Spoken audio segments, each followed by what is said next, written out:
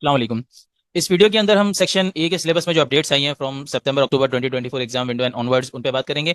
Section A के अंदर basically एक ही अपडेट आई है, वो है कंसोलिडेटेड फाइनेंशियल स्टेटमेंट्स की। लेकिन एक छोटा सा एरिया और है जिसका अभी हमारे पास एडिशन है, हम बेसिकली उसी एरिया पे इस वीडियो के अंदर बात करेंगे, और वो है credit losses on debt securities. Credit losses on debt securities.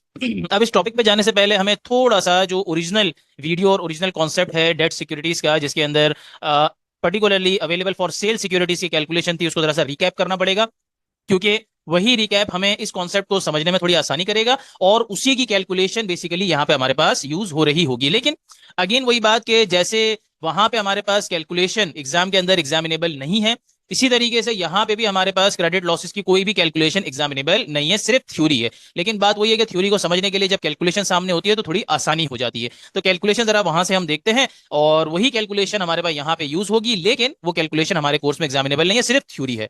तो सर जरा जो हमारा कॉन्सेप्ट था उस पर आ जाते हैं। अगर आपने ओरिजिनल वीडियो देखी हो तो आपने देखा होगा कि अवेलेबल फॉर सेल सिक्योरिटीज को हम किस वैल्यू पे अपने पास रिपोर्ट करते हैं, हमेशा फेयर मार्केट वैल्यू पे ही रिपोर्ट करते हैं। अवेलेबल फॉर सेल सिक्योरिटीज वो सिक्योरिटीज जिसको हम थोड़े लॉन्गर टाइम पीरियड में सेल करने की इंटेंशन रखते हैं, मेच्योरिटी तक होल्ड नहीं करने की इंटेंशन रखते हैं, और ना ही डे टू डे बेसिस पे सेल करने की इंटेंशन रखते हैं, बल्कि ये इंटेंशन रखते हैं कि हमने इसको थोड़े लॉन्गर टाइम पीरियड पे सेल करना है। तो इसको गैप क्या बोलता है, किस पे रिपोर्ट करो, अपने पास फेयर मार्केट वैल्यू पे रिपोर्ट करो। अब मसला यह है कि अगर अवेलेबल फॉर सेल सिक्योरिटी की फेयर मार्केट वैल्यू चेंज हो जाती है तो उसका ट्रीटमेंट कैसे होता है, एक अकाउंट के through which is called fair value adjustment account. मतलब कि एग्जांपल के थ्रू हमने देखा था कि भाई अगर एक इन्वेस्टमेंट डेट सिक्योरिटी हमने डिस्काउंट पे परचेज की, 100,000 उसकी फेस वैल्यू थी, हमने 90,000 डिस्काउंट पे परचेज की, तो अब हमें ये तो पता है कि डिस्काउंट पीरियडिक बेसिस पे एमोटाइज होगा तो इसकी वैल्यू इंक्रीज होगी, और हमारे पास इस सिक्योरिटी की वैल्यू किस पे आ जाएगी, एमोटाइज कॉस्ट पे आ जाएगी। तो यहाँ हमारे पास वही फर्स्ट ईयर की ही सारी वर्किंग थी कि फर्स्ट ईयर के अंदर जब हमने इन्वेस्टमेंट 90,000 पे रिपोर्ट की हुई थी, उसके बाद एमोटाइजेशन हुई, तो हमारे पास हमारी इन्वेस्टमेंट एमोटाइज्ड कॉस्ट यानी कि 95,000 पे आ गई। 95,000 हमारे पास एमोटाइज कॉस्ट थी। फिर क्या हुआ, फिर ये तो एडिशनल केस था, इसको हमने हटा दिया था। फिर क्या हुआ, फिर हमने जब उसकी फेयर मार्केट वैल्यू चेक की तो हमें नजर आया कि भाई फेयर मार्केट वैल्यू तो 94,000 हो गई है, लेस देन 95,000 एमोटाइज कॉस्ट, और गैप बोलता है कि भाई फेयर मार्केट वैल्यू पे रिपोर्ट करो। तो हमने कहा कि भाई इसकी वैल्यू 1,000 से रिड्यूस करनी है, लेकिन रिड्यूस करने के लिए हमने इसका ओरिजिनल अकाउंट यूज नहीं किया। क्यों? क्योंकि फेयर मार्केट वैल्यू तो बार बार चेंज होगी, बार बार थोड़ी मेन अकाउंट को हम छेड़ सकते हैं। तो हमने एक वैल्यूएशन अकाउंट यूज कर लिया इसकी वैल्यू को एडजस्ट करने के लिए, which is called fair value adjustment account.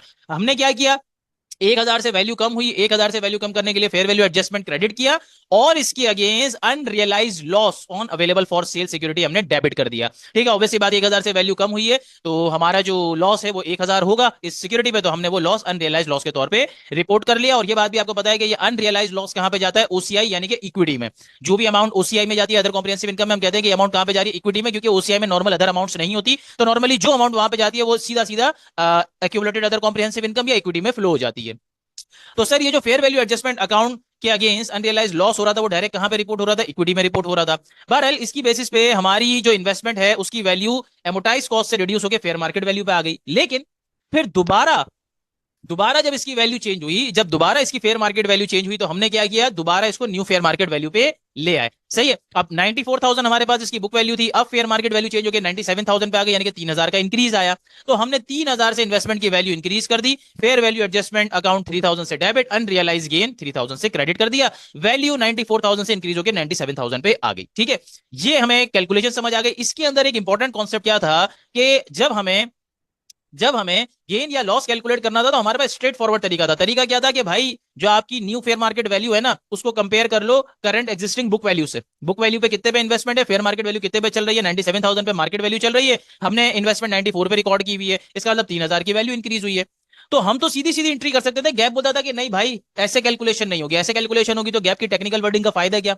तो गैप ने बोला नहीं, इसको आप घुमा के लाओ। घुमा के कैसे लाओ, गैप ने कहा कि अगर आपको करंट पॉइंट का अनरियलाइज गेन या लॉस चाहिए तो पहले आप क्या करो, आप अपनी इन्वेस्टमेंट की एमोटाइज्ड कॉस्ट को, अपनी इन्वेस्टमेंट की सर एमोटाइज्ड कॉस्ट को किससे कंपेयर करो, फेयर मार्केट वैल्यू को, एमोटाइज कॉस्ट को। तो हमने 95,000 को फेयर मार्केट वैल्यू से कंपेयर किया तो हमें पता चला 2,000 का इंक्रीज आया। उसने कहा कि ये जो 2,000 का इंक्रीज आया है ना, ये फेयर वैल्यू एडजस्टमेंट अकाउंट का बैलेंस है, बैलेंस है, फेयर वैल्यू एडजस्टमेंट अकाउंट का बैलेंस है कि हमें एमोटाइज कॉस्ट से फेयर मार्केट वैल्यू पे जाने के लिए टोटल 2,000 से वैल्यू इंक्रीज करनी है। सही है, लेकिन ये जो आपका बैलेंस है क्या यही करंट पॉइंट पे गेन रिकॉर्ड होगा, नहीं। आप ये देखोगे कि आपने प्रीवियसली कितना गेन या लॉस रिकॉर्ड किया हुआ है, तो आपने 1000 का पहले से लॉस रिकॉर्ड किया हुआ है, और अब आपको 2000 के गेन पे आना है। तो 1000 के लॉस से 2000 के गेन पे आने के लिए टोटल आपको कितने से गेन रिकॉर्ड करना पड़ेगा? 3000 से। तो उसने कहा कि भाई इस तरीके से आप 3000 का गेन निकालो, मतलब कि पहले फेयर वैल्यू एडजस्टमेंट अकाउंट का बैलेंस निकालो, फिर ये देखो कि जो इसका एंडिंग बैलेंस है, तो ओपनिंग से एंडिंग पे आने के लिए कितनी अमाउंट की एडजस्टमेंट रिक्वायर्ड है, जितनी अमाउंट की एडजस्टमेंट रिक्वायर्ड है उसी से एंट्री पास होगी। सही है ना? 2000 का आपको क्रेडिट में बैलेंस चाहिए था, सॉरी 2000 का आपको इसका 2000 का आपको इसका गेन का बैलेंस चाहिए था, फेयर वैल्यू एडजस्टमेंट अकाउंट का। 2000 का आपको इसका गेन का बैलेंस चाहिए था, और ये 1000 लॉस पे रिकॉर्ड हुआ था। तो भाई 1000 लॉस से 2000 गेन पे आने के लिए 3000 से गेन रिकॉर्ड करना पड़ेगा। तो इस तरीके से गैप ने कहा कि भाई इसकी वैल्यू कैलकुलेट करो। ठीक है। अच्छा, और ये बात हमारे पास थ्योरी में भी मेंशन है, ये बात सर हमारे पास थ्योरी में भी मेंशन है। ये आ गया। भाई गैप ने क्या बोला? गैप ने बोला कि भाई जो वैल्यूएशन अकाउंट है, फेयर वैल्यू एडजस्टमेंट अकाउंट, अगर आपको उसकी वैल्यू चाहिए करंट पॉइंट की, ठीक है, फेयर वैल्यू एडजस्टमेंट अकाउंट की करंट पॉइंट की वैल्यू जिससे एंट्री पास करनी है, तो वो कैसे आएगी? सबसे पहले आप अपनी इन्वेस्टमेंट की फेयर वैल्यू को एमोटाइज से कंपेयर करो, तो फेयर वैल्यू एडजस्टमेंट अकाउंट का आपके पास बैलेंस आ जाएगा, बैलेंस आएगा। फिर अगर आपको फेयर वैल्यू एडजस्टमेंट अकाउंट की करंट पॉइंट की वैल्यू, यानी कि in other words unrealise gain या लॉस की वैल्यू चाहिए, तो आप ये देखो कि वैल्यूएशन अकाउंट को करंट पॉइंट पे लाने के लिए, ये जो डिफरेंस था इसके बैलेंस पे लाने के लिए कितनी अमाउंट की एडजस्टमेंट रिक्वायर्ड है, whatever amount is required to adjust the valuation account to the balance needed to maintain it as the difference between fair value and amortise cost. इन दोनों का जो डिफरेंस आया था, तो उसकी बेसिस पे आपके पास फेयर वैल्यू एडजस्टमेंट अकाउंट का बैलेंस आया था। अब उस बैलेंस पे लाने के लिए आपको जिस अमाउंट की एडजस्टमेंट रिक्वायर्ड है, वो अमाउंट आपका अनरियलाइज गेन या लॉस है, मतलब उल्टी कैलकुलेशन उसने बताई। अब मैं ये क्यों दोबारा बता रहा हूं? क्योंकि यही हमारे पास आगे इस्तेमाल होगी, इसलिए मैं आपको बता रहा हूं। अच्छा, ये बात तो समझ आ गई, पूरा कॉन्सेप्ट हमने रिकॉल कर लिया कि भाई अगर मेरे पास अवेलेबल फॉर सेल सिक्योरिटी है जिसको फेयर मार्केट वैल्यू पे रिपोर्ट करना है, तो अगर उसकी एमोटाइज कॉस्ट से चेंज हो जाती है फेयर मार्केट वैल्यू, तो फेयर मार्केट वैल्यू पे लाने के लिए क्या यूज करेंगे? Fair value adjustment account. ठीक है, और वो किसके अगेंस्ट रिकॉर्ड होता है? अनरियलाइज गेन या लॉस के अगेंस्ट, जो कि कहां पे जाता है? इक्विटी या अदर कॉम्प्रिहेंसिव इनकम के अंदर, और उसकी जो वैल्यू है वो रिवर्स होके आती है। सही है। एक बात तो ये हो गई, आगे आ जाएगी, थोड़ी देर से आएगी लेकिन ये आ जाएगी। दूसरी और बड़ी इंपॉर्टेंट बात यहां पे हमने देखी थी सर, दूसरी और बहुत इंपॉर्टेंट बात जिससे हमारा कॉन्सेप्ट अभी का आगे चलेगा। सर वो दूसरी बात क्या है? सर वो दूसरा पॉइंट ये वाला है। सर वो दूसरा पॉइंट ये वाला है। सर क्या पॉइंट है? सर इसमें लिखा हुआ है कि अगर अवेलेबल फॉर सेल सिक्योरिटी की मार्केट वैल्यू में डिक्लाइन आता है which is other than temporary, यानी कि मोस्ट प्रोबेबली परमानेंट, अगर आपकी एएफएस की मार्केट वैल्यू के अंदर डिक्लाइन आ जाता है जो कि तकरीबन परमानेंट है, तो आप क्या करोगे? सर हम उसको अनरियलाइज गेन या लॉस रिकॉर्ड कर लेंगे against fair value adjustment account. नहीं, ऐसा नहीं है। तो सर क्या है? सर आप वहां पे ये देखोगे, आप वहां पे ये देखोगे कि ये जो गेन या लॉस आपके पास आया है, गेन की बात नहीं होगी यहाँ पे, सिर्फ लॉस की ही होगी, क्योंकि जो कॉन्सेप्ट हमने आगे करना है क्रेडिट लॉस वाला, उसमें गेन पॉसिबल ही नहीं है, उसमें लॉस ही है, तो हम लॉस पे ही बात कर रहे हैं। तो सर अगर हमारे पास लॉस आया है, तो हम ये देखेंगे कि वो लॉस हमारे पास क्या क्रेडिट लॉस की वजह से आया है, या factors other than credit loss की वजह से? क्या क्रेडिट लॉस की वजह से आया है, या factors other than credit loss की वजह से आया है? दोनों की ट्रीटमेंट अलग अलग है। अगर क्रेडिट लॉस की वजह से आया है, तो उस लॉस को हम सर कहां पे रिपोर्ट करेंगे? नेट इनकम में। उसको हम कहां पे रिकॉग्नाइज करेंगे? नेट इनकम में। और अगर factors other than net income की, sorry, factors other than credit loss की वजह से आया है, तो कहां पे रिपोर्ट करेंगे? इक्विटी में। ये सबसे इंपॉर्टेंट पॉइंट है जिससे हमारा कॉन्सेप्ट स्टार्ट होगा। मैं रिपीट कर देता हूं, अगर हमारे पास अवेलेबल फॉर सेल सिक्योरिटी की मार्केट वैल्यू में डिक्लाइन आता है, तो फौरी तौर पे फेयर वैल्यू एडजस्टमेंट अकाउंट के अंदर उसको एडजस्ट नहीं करना कि अनरियलाइज गेन या लॉस आया और वो ओसीआई में चला गया। नहीं, पहले हम ये देखेंगे कि सर वो लॉस क्रेडिट लॉस की वजह से आया है, या decline in fair market value credit loss की वजह से आया है, या factors other than credit loss की वजह से। अगर क्रेडिट लॉस की वजह से आया है, तो सर वो नेट इनकम में रिपोर्ट होगा, और अगर अदर फैक्टर्स की वजह से आया है, तो इक्विटी में रिपीट होगा। तो सर क्रेडिट लॉस की वजह से आया है, ये कैसे पता चलेगा? और अदर फैक्टर्स की वजह से, तो उसके काफी फैक्टर्स हैं, एक आध मैं बता देता हूं, बाकी इंशाल्लाह आगे हम जो कॉन्सेप्ट कर रहे हैं उसमें आ जाएंगे।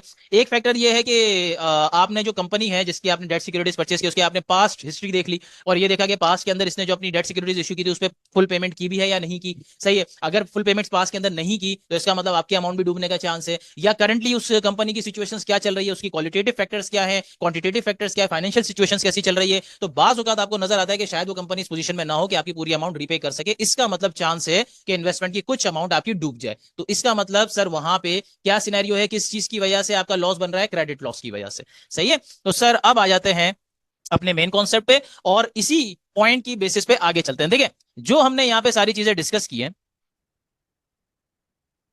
सर जो हमने यहाँ पे सारी चीजें डिस्कस की हैं उससे हमें दो बड़ी इंपॉर्टेंट चीजें पता चली।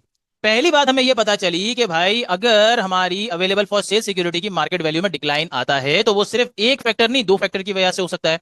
सही है, क्रेडिट लॉस की वजह से भी और factors other than credit loss की वजह से भी। और factors other than credit loss की वजह से अगर होता है तो वो कहां पे आपके पास एडजस्टमेंट होगी? फेयर वैल्यू एडजस्टमेंट अकाउंट के अंदर।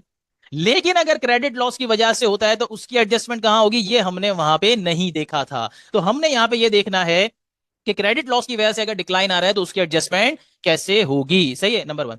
नंबर टू सर, हमें यह पता चला कि ये जो क्रेडिट लॉस की वजह से डेट सिक्योरिटीज पे हमारा इंपैक्ट आ रहा है या उसकी वैल्यू पे इंपैक्ट आ रहा है, इसकी ट्रीटमेंट हमारे पास सिक्योरिटीज के अंदर अलग अलग है। जो हमारी तीन टाइप्स की डेट सिक्योरिटीज थी उनके अंदर हमारे पास इसकी ट्रीटमेंट क्या है? अलग अलग है। क्या मतलब? देखें, ट्रेडिंग सिक्योरिटीज पे तो क्रेडिट लॉस की इन्वॉल्वमेंट होती ही नहीं है। क्यों? क्योंकि ट्रेडिंग सिक्योरिटीज आप बहुत ही शॉर्ट टाइम के लिए सेल परचेज की इंटेंशन से परचेज करते हैं, यानी कि डे टू डे बेसिस पे आप सेल परचेस कर रहे होते हैं, तो इतने शॉर्ट टाइम के अंदर आपकी कोई भी अमाउंट डूबने का चांस नहीं होता। डे टू डे बेसिस पे अमाउंट डूबने का चांस नहीं होता, तो ट्रेडिंग सिक्योरिटीज के अंदर क्रेडिट लॉस का कॉन्सेप्ट नहीं आता।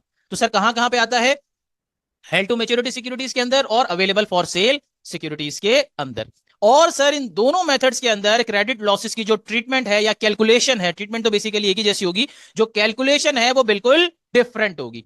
डिफरेंट होगी। तो सर इसीलिए जो हमने लास्ट पॉइंट में बात की थी ना, उसको मैं थोड़ा सा अलग तरीके से आपको बताऊं तो जहां पे हमने लास्ट पॉइंट में ये बात की थी कि हमारी अवेलेबल फॉर सेल सिक्योरिटीज की फेयर मार्केट वैल्यू के अंदर जो डिक्लाइन आता है, वो डिक्लाइन क्रेडिट लॉसेस या अदर देन क्रेडिट लॉसेस की वजह से भी हो सकता है। इसको ज्यादा बेहतर तरीके से पता है कैसे कहा जाएगा? बहुत ही अच्छे तरीके से वो ये कहा जाएगा कि हमारी डेट सिक्योरिटीज से रिलेटेड अगर अनरियलाइज लॉस क्रिएट होता है, हमारी डेट सिक्योरिटीज से रिलेटेड अगर अनरियलाइज या होल्डिंग लॉस क्रिएट होता है, तो वो अनरियलाइज लॉस क्रेडिट लॉस की वजह से भी हो सकता है या अदर देन क्रेडिट लॉस की वजह से भी हो सकता है। तो सर ये क्यों कह रहे हैं? फेयर मार्केट वाला पॉइंट आपने क्यों हटा दिया? सर फेयर मार्केट वैल्यू वाला पॉइंट इसलिए हटा दिया क्योंकि हेल्ड टू मेच्योरिटी सिक्योरिटी के अंदर भी आपकी सिक्योरिटी से रिलेटेड अमाउंट डूबने का चांस होता है, यानी कि क्रेडिट लॉसेस आपके पास हेल्ड टू मेच्योरिटी सिक्योरिटीज के अंदर भी आ सकते हैं। लेकिन क्या हेल्ड टू मेच्योरिटी सिक्योरिटीज के अंदर आप कभी भी फेयर मार्केट वैल्यू को कंसीडर करते हैं? कभी भी नहीं करते।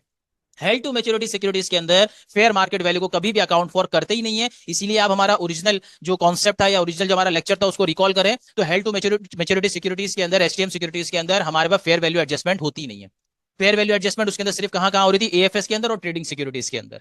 ठीक है, तो एसटीएम के अंदर भी क्रेडिट लॉस का चांस होता है, एएफएस के अंदर भी होता है, लेकिन एसटीएम के अंदर फेयर मार्केट वैल्यू की कंसिडरेशन ही नहीं होती। इसलिए हम ये नहीं कहते यहां पे कि हमारी डेट सिक्योरिटीज की फेयर मार्केट वैल्यू में जो डिक्लाइन आया वो क्रेडिट लॉस की वजह से भी हो सकता है या अदर फैक्टर्स की वजह से भी। नहीं, क्योंकि एसटीएम के अंदर तो फेयर मार्केट वैल्यू है ही नहीं और उसमें भी क्रेडिट लॉस है। तो हम ये कहते हैं कि हमारे पास डेट सिक्योरिटीज से रिलेटेड जो अनरियलाइज लॉस, सिर्फ लॉस, अनरियलाइज लॉस जो क्रिएट हो रहा है भाई, वो क्रेडिट लॉस की वजह से भी हो सकता है और अदर फैक्टर्स की वजह से भी हो सकता है। ठीक है, तो सर इसीलिए हमारे पास यहां पे जो कॉन्सेप्ट है वो decline in fair market value due to credit loss नहीं है, वो है credit losses on debt securities. कि सर अगर आपने डेट सिक्योरिटीज में इन्वेस्टमेंट की हुई है, कौन सी? एसटीएम और एएफएस, बस ट्रेडिंग में नहीं आएगा।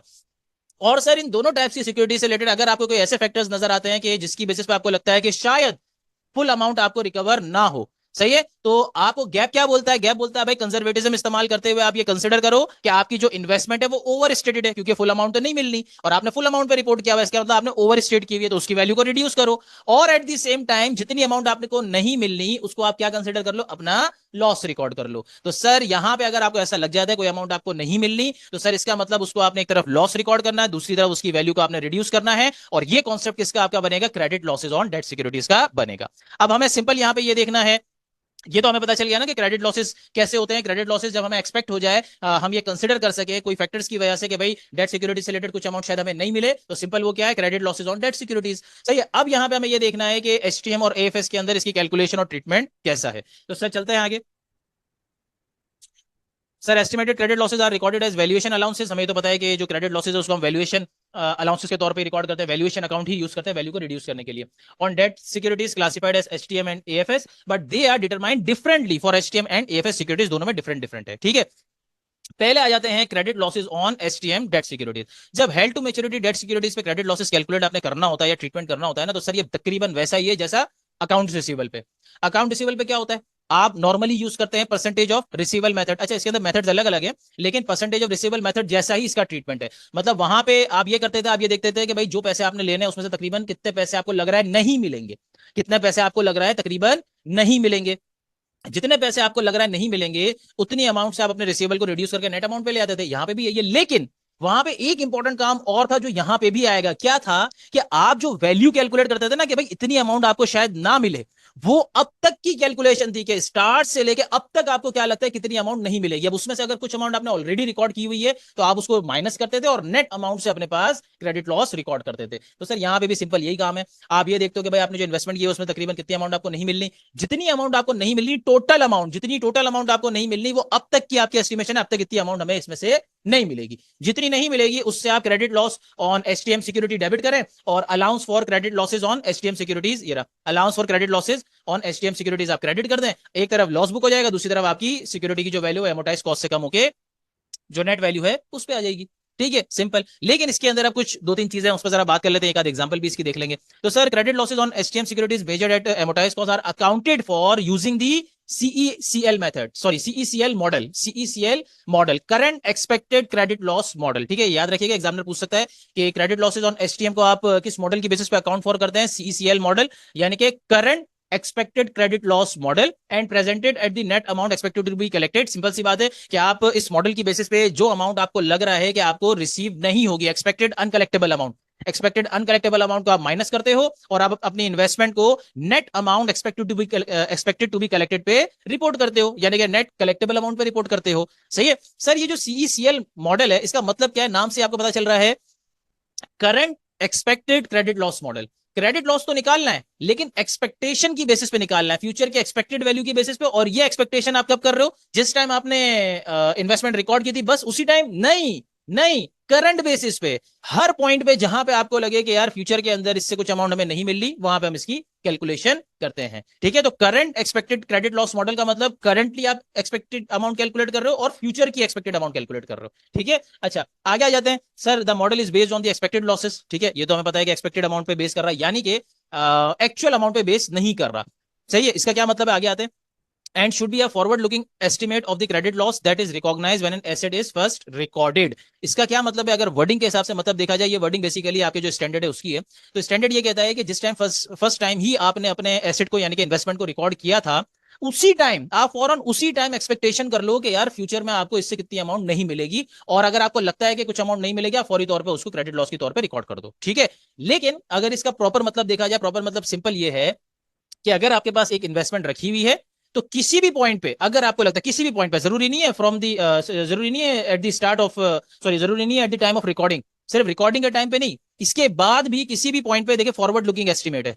फॉरवर्ड लुकिंग एस्टिमेट का मतलब यही है कि किसी भी पॉइंट पे अगर आपको ऐसा लगता है कि फ्यूचर के अंदर इस इन्वेस्टमेंट से रिलेटेड कुछ अमाउंट शायद आपको नहीं मिलेगी, आप फौरी तौर पे उसकी वैल्यू निकालें और उसको अपने पास रिकॉर्ड कर लें। रिकॉर्ड करने का मतलब उससे रिलेटेड आप एक्सपेक्टेड लॉस की एंट्री कर लें और उस अमाउंट से आप अपनी इन्वेस्टमेंट की वैल्यू को रिड्यूस कर दें। ठीक है, तो ये स्टैंडर्ड की वर्डिंग है, इसमें बेकार का पढ़ने की जरूरत नहीं, कंफ्यूजन होगा। सिंपल इसका मतलब यही है कि किसी भी पॉइंट पे आपने एक मतलब इन्वेस्टमेंट रिकॉर्ड कर ली, अब इसके बाद जब तक इन्वेस्टमेंट है उसमें किसी भी पॉइंट पे आपको ऐसा लगता है कि शायद फ्यूचर में कुछ अमाउंट इससे नहीं मिलेगी, उससे अपने पास क्रेडिट लॉस बुक करें। सही है, अच्छा अब सर ये जो आपका मॉडल है ना सीईसीएल मॉडल, ये इतना ज्यादा कॉम्प्रिहेंसिव है या इतना ज्यादा कहें कि कंजर्वेटिव है। ये कहता है कि भाई अगर आपके पास किसी इन्वेस्टमेंट से रिलेटेड क्रेडिट लॉस का रिस्क बहुत ज्यादा रिमोट है, यानी कि बहुत ज्यादा लो है, बहुत ज्यादा कम चांस भी है कि शायद कुछ अमाउंट इससे बहुत कम चांस है कि ना मिले, तो भी बोलता है कि भाई उसकी मेजरमेंट भी आपने इसके अंदर इंक्लूड करनी है, यानी कि उस अमाउंट से भी आपने क्रेडिट लॉस बुक करना है। सिर्फ एक केस की एक्सेप्शन है, वो क्या है कि जब आपकी अमाउंट डूबने का चांस बिल्कुल जीरो हो, बिल्कुल जीरो हो, यानी कि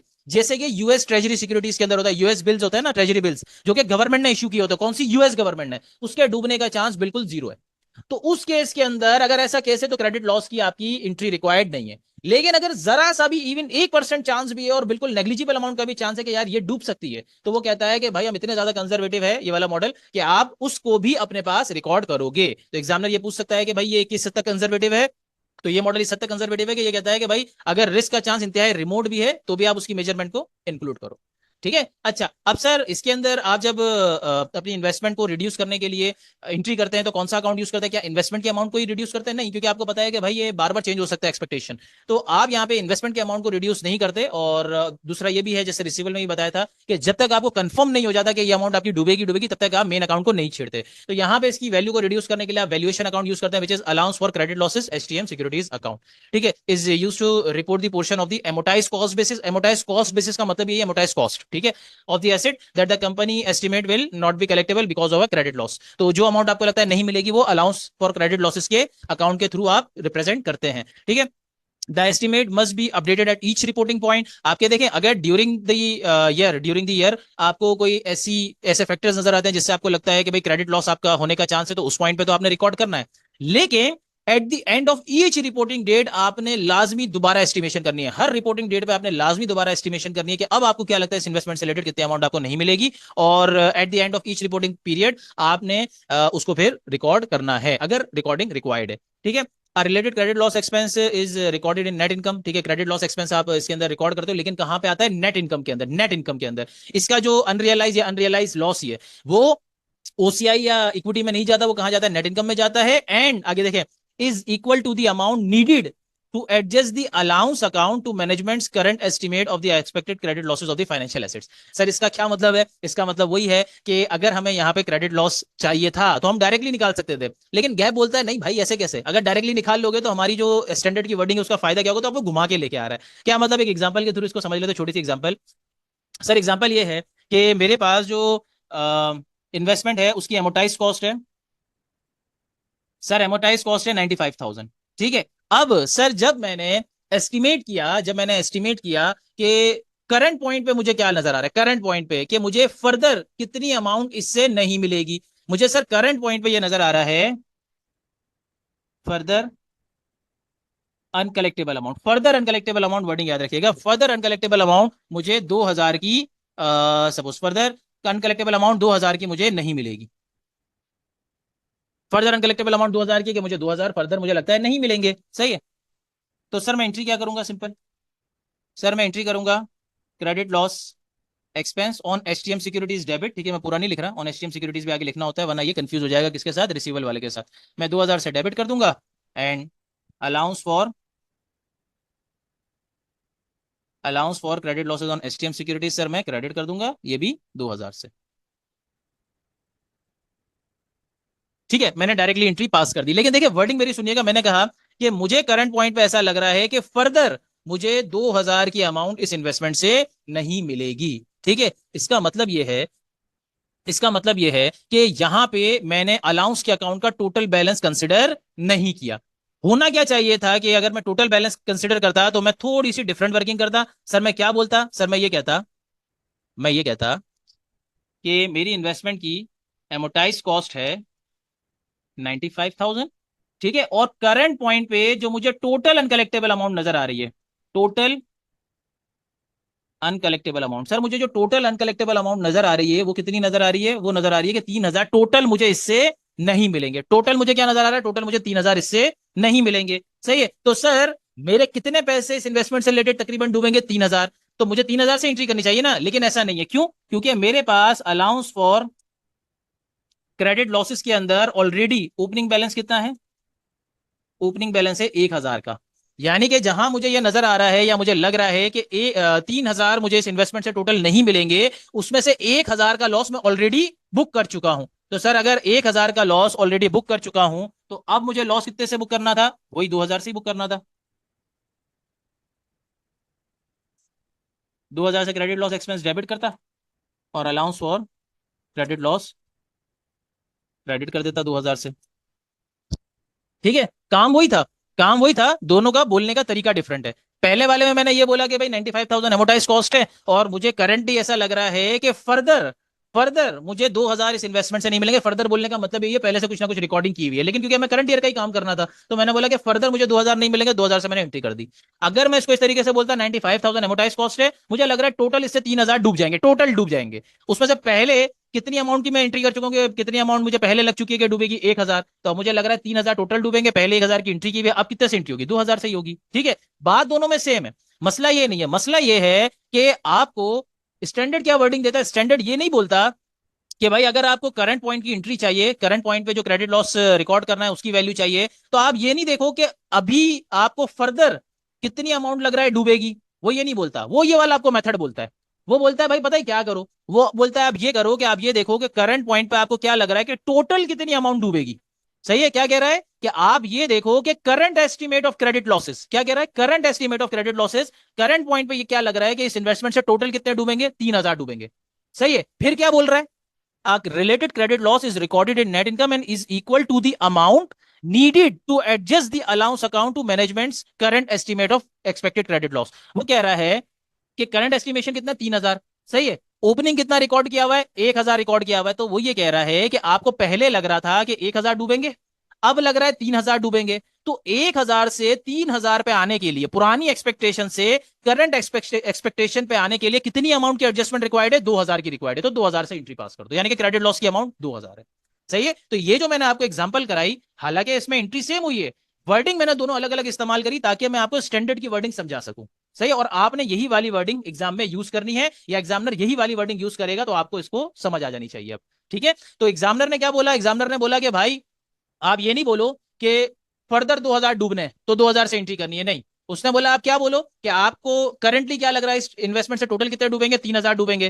पहले कितने रिकॉर्ड किए हुए? 1,000। पुरानी एक्सपेक्टेशन 1,000 की थी डूबने की, अब नई एक्सपेक्टेशन, करंट एक्सपेक्टेशन 3,000 की है। तो 1,000 से 3,000 की एक्सपेक्टेशन पे आने के लिए कितनी एडजस्टमेंट रिक्वायर्ड है? 2,000 की फर्दर एंट्री आपकी रिक्वायर्ड है, 2,000 की एडजस्टमेंट रिक्वायर्ड है। तो यही 2,000 आपका करंट क्रेडिट लॉस है, तो 2,000 से एंट्री पास कर दो। तो वो जो मैंने आपको प्रीवियस हैंडआउट के अंदर जो कैलकुलेशन बताई ना, और एंड में आके मैंने आपको बताया कि यार देखो एग्जामिनर घुमा के लाता है, वो मैंने आपको बेसिकली इसीलिए बताया था। यहाँ पे तो अभी भी कम घुमाया है। क्यों? क्योंकि यहाँ पे फेयर वैल्यू का इन्वॉल्वमेंट नहीं आया। एएफएस के अंदर फेयर वैल्यू का इन्वॉल्वमेंट आएगा, वहां पे वो ज्यादा घुमाएगा। यहाँ तो फिर भी आपकी कहानी क्या हो गई? थोड़ी सी आसान हो गई। सही है? अच्छा, तो सर यहां तक हमारी बात हो गई। अच्छा, आपको मैंने ऑलरेडी ये बता दिया है कि एसटीएम सिक्योरिटीज के अंदर हम फेयर मार्केट वैल्यू को कंसिडर नहीं करते, क्योंकि ये हमारे पास फेयर मार्केट वैल्यू पे किसी भी पॉइंट पे रिपोर्ट नहीं होती है, एमोटाइज कॉस्ट पे ही रिपोर्ट होती है, इसलिए फेयर मार्केट वैल्यू का इन्वॉल्वमेंट इसमें नहीं है, तो थोड़ा सा आसान काम है।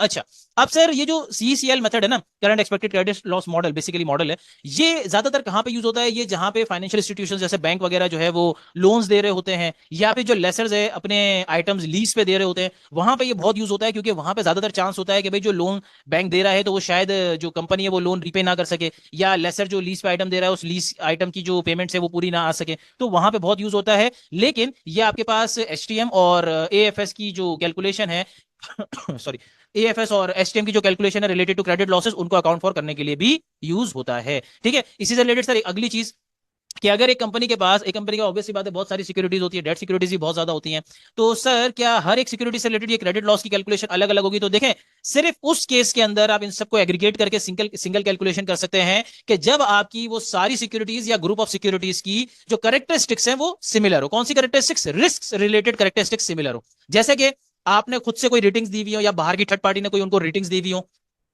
वो आपकी सेम हो सारी सिक्योरिटीज की। रिस्क रेटिंग जो उनको दी जाती है वो सेम हो। फाइनेंशियल एसेट का टाइप यानी कि सिक्योरिटी की टाइप वो सेम हो। उसके अगेंस्ट जो कोलेटरल हो वो सेम हो। साइज ऑफ द इन्वेस्टमेंट आपकी सेम हो। उसका जो टर्म है, टाइम पीरियड, वो सेम हो। उसका इफेक्टिव रेट आपका सेम हो, और जो अदर फैक्टर्स उससे रिलेटेड है वो सारे सिमिलर हो। तो ये नॉर्मली सिर्फ किस केस में पॉसिबल है? जहां पे उसी कंपनी से आपने वैसी ही उसी वैल्यू और उसी तरीके की दूसरी कोई सिक्योरिटी लियो। वरना आप किसी कंपनी दूसरी कंपनी पे जाएंगे या दूसरी तरीके की सिक्योरिटी पे जाएंगे तो फिर ऑब्वियस सी बात है कि फिर आप उनको कंबाइन नहीं कर सकते। तो इसका मतलब ज्यादातर चांस यही है कि आपको हर एक एचटीएम सिक्योरिटी को सेपरेटली ही अकाउंट फॉर करना पड़ेगा फॉर क्रेडिट लॉस, क्योंकि इतनी सारी कैरेक्टरिस्टिक सिमिलर नहीं हो सकती। तो अगर ये सारी कैरेक्टरिस्टिक सिमिलर है तो आप उन सबको एग्रीगेट कर दें और सबका आप कलेक्टिवली पूल बना के ही एक्सपेक्टेड क्रेडिट लॉस कैलकुलेट कर लें। और अगर ऐसा नहीं है तो फिर आपके लिए जरूरी है the security should be evaluated on individual basis. ठीक है? Individually for expected credit losses, हर एक को आप इंडिविजुअल बेसिस पे ही अकाउंट फॉर करेंगे। ठीक है? अच्छा, आगे आते हैं सर। सर अब जब हम ये एस्टिमेशन कर रहे होते हैं सीसीएल के अंदर सीसीएल मॉडल के अंदर सब हम ये एस्टिमेशन कर रहे होते हैं कि भाई क्रेडिट लॉस हमारा इनकर होने का चांस है, नहीं है, कितना चांस है, तो उसमें क्या फैक्टर्स को हम कंसीडर करते हैं? हमें कैसे पता चलेगा कि क्रेडिट लॉस होने का चांस है? इससे आपको ये भी पता चल जाएगा कि कौन से फैक्टर्स क्रेडिट लॉस से रिलेटेड है और कौन से factors other than credit loss से रिलेटेड है। तो सर क्रेडिट लॉस होने का चांस उस इन्वेस्टमेंट पे कैसे पता चलेगा? मल्टीपल फैक्टर्स है, जिसके अंदर जो प्रोमिनेंट फैक्टर्स है वो कौन कौन से? पास्ट के इवेंट्स, पास्ट की डीलिंग्स, कि कंपनी ने पास्ट में जो अपनी सिक्योरिटीज इशू की थी उसमें पेमेंट की है, नहीं की, सही है ना, उसमें किस तरीके से पेमेंट की है, उसमें कोई अमाउंट डूबी तो नहीं है लोगों की। इसके अलावा कंपनी की करंट कंडीशन, खासतौर पे करंट फाइनेंशियल कंडीशन के, भाई फाइनेंशियल्स कैसे हैं, अपने जो पेमेंट्स हैं उसको मीटअप कर रही है या नहीं, जो कोवेनेंट्स है वो पूरे हो रहे हैं या नहीं हो रहे हैं, कोई डिफॉल्टर तो नहीं कर रही पेमेंट्स पे, ठीक है। फिर reasonable and supportable forecast, future की फोरकास्ट भी आप देखते हो कि भाई फोरकास्ट क्या बता रही है कि कंपनी इस पोजीशन पे रहेगी, हो सकता है कि कंपनी का जो बिजनेस है वो बिजनेस ही बिल्कुल एलिमिनेट हो रहा हो, ठीक है ना। तो इस तरीके की आप फोरकास्ट वगैरह देखते हैं। या फिर आप ये देखते हैं कि भाई कंपनी की जो मैनेजमेंट है, वो जो मेन मैनेजमेंट थी वो छोड़ के जा रही है, तो फोरकास्ट ये कह रही है कि शायद कंपनी फ्यूचर में सर्वाइव ना कर सके, तो आपकी इन्वेस्टमेंट भी क्या हो जाएगी, डूब जाएगी, क्रेडिट लॉस का चांस है। फिर क्वांटिटेटिव फैक्टर्स आप उसके देखते हैं। क्वालिटेटिव फैक्टर्स के अंदर यही आ गया कि मैनेजमेंट वगैरह छोड़ के जा रहे हैं, एक्सपीरियंस लोग वहां से जा रहे हैं, या फिर कोई इश्यूज चल रहे हैं, इंटरनल इश्यूज, जिसकी वजह से आपको मसला नजर आ रहा है, ठीक है। तो ये फैक्टर्स जो है आपको नजर आता है कि भाई शायद आपकी अमाउंट डूब जाए, ये क्रेडिट लॉस से रिलेटेड आपका अनरियलाइज गेन या लॉस है। बाकी इसके अलावा अगर कोई और अदर फैक्टर होता है तो फिर वो आपका क्रेडिट लॉस की वजह से नहीं होता, वो यहां पे नहीं आएगा, वो ऑब्वियस सी बात है एफएस सिक्योरिटीज के अंदर आ जाएगा। अच्छा, अब सर एक और इंपॉर्टेंट पॉइंट देखिए, मैंने आपको बोला कि सीईसीएल जो है वो मेथड नहीं है, मॉडल है। सीईसीएल एक मॉडल है जिसको यूज करके आप एक्सपेक्टेड क्रेडिट लॉस की अमाउंट निकालते हैं। अब जो अकाउंटिंग स्टैंडर्ड कोडिफिकेशन है, यानी कि जो अकाउंटिंग स्टैंडर्ड्स हैं, वो इस मॉडल के अंदर कोई स्पेसिफिक मेथड प्रिस्क्राइब नहीं करते कि भाई यही वाला मेथड यूज करो क्रेडिट लॉस की अमाउंट कैलकुलेट करने के लिए, नहीं। ये कंपनी के ऊपर है कि मल्टीपल मेथड में से जो मेथड चाहे वो यूज कर ले, जैसे कि एग्जैक्टली कहां पे था, रिसीवेबल्स के अंदर भी हमने दो मेथड देखे थे, और भी फर्दर मेथड हो सकते थे, लेकिन वहां पे वही वही दो मेथड प्रोमिनेंट है, वही यूज होते हैं। यहाँ पे भी मल्टीपल मेथड यूज हो सकते हैं, जिसके अंदर काफी मेथड जो है वो हमने यहाँ पे मेंशन किया, और काफी शायद यहाँ पे नहीं है। उसमें एक प्रोमिनेंट मेथड कौन सा है, डिस्काउंटेड कैश फ्लो मेथड। ये एक प्रोमिनेंट मेथड है जो कि यूज होता है credit loss on investment calculate करने के लिए। आप क्या करते हो, आप ये देखते हो कि भाई आपकी इन्वेस्टमेंट से रिलेटेड जो कैश फ्लोज आपने मिलने हैं, आप उनको डिस्काउंट कर लेते हो, प्रेजेंट वैल्यू पे ले आते हो, और आप उसको कंपेयर करते हो किससे, एमोटाइज कॉस्ट से। आप ये देखते हो कि भाई जितनी एमोटाइज कॉस्ट है उसके बराबर आपको कैश फ्लोज मिलने या नहीं मिलने, नहीं मिलने तो इसका मतलब यही है कि चांस ऑफ लॉस है, ठीक है। फिर एक होता है लॉस रेट। लॉस रेट के अंदर आप ये देखते हो कि कंपनी ने पास के अंदर कितनी पेमेंट्स में डिफॉल्ट किया, कितनी पेमेंट्स नहीं की, और टोटल वैल्यू पे उसका रेट क्या बन रहा है, और फिर आप करंट अपनी इन्वेस्टमेंट पे वो रेट अप्लाई करके निकाल लेते हो।